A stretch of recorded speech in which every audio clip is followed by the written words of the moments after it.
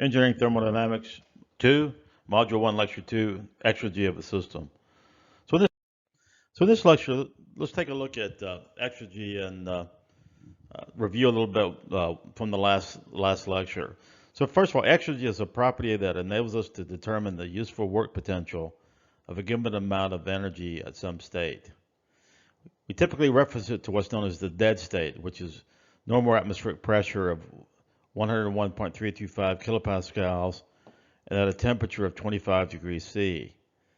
So we list these properties with zeros on the end of them: P0, T0, H0, U0, and S0 for the entropy. So essentially, Exergy is the amount of useful work you can get out of a system at a specified state by placing a reversible heat engine between it and the dead state. And that's sort of the best way, I think, to remember it. So back, in the first class in thermo, we talked about a closed system and an open system.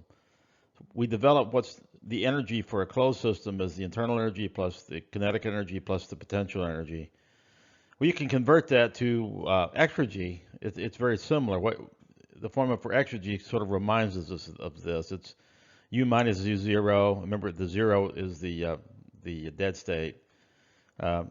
Plus P0 times the change in specific volume minus T0 times the change in entropy plus the kinetic energy term plus the potential energy term. So you'll use this equation to calculate the Exergy for a fixed system, fixed mass.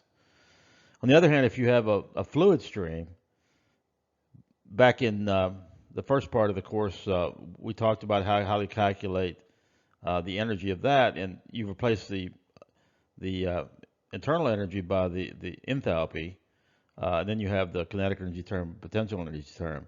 Well, for Exergy, we do exactly the same thing. Here we have the difference in H minus H0. Then you have the T times the difference in entropy. And you have the kinetic term and the potential term. So these are two ways to do it. You sort of have to figure out which case you're dealing with. So I think the best way to learn this is by looking at an example. Let's calculate the Exergy of water vapor. So here we want to determine the specific Exergy. So this is the Exergy per unit mass of saturated water vapor at 120 degrees C, having a velocity of 30 meters per second and an elevation of 6 meters, each relative to a reference environment where the temperature is 298 Kelvin, which is 25 degrees C, at standard atmospheric pressure, and we'll take G to be 9.8 meters per second squared.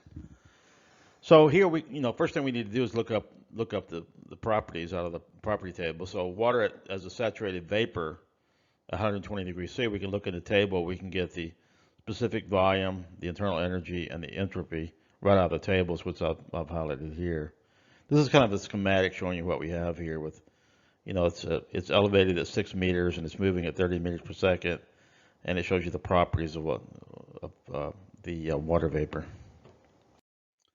So for the dead state, again, this is at 25 degrees C. So in here it's a saturated liquid. So water at 25 degrees C, that's a saturated liquid. So we can look in the data tables again. We can get the specific volume, internal energy, and the entropy values from that table, which I've shown here in the example.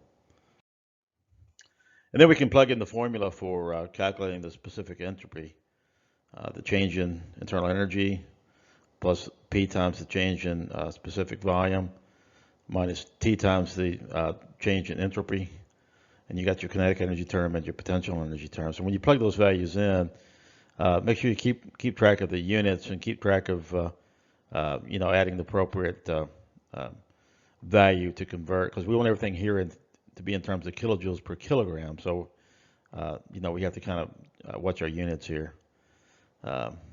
This one comes out okay here, but this one you need that.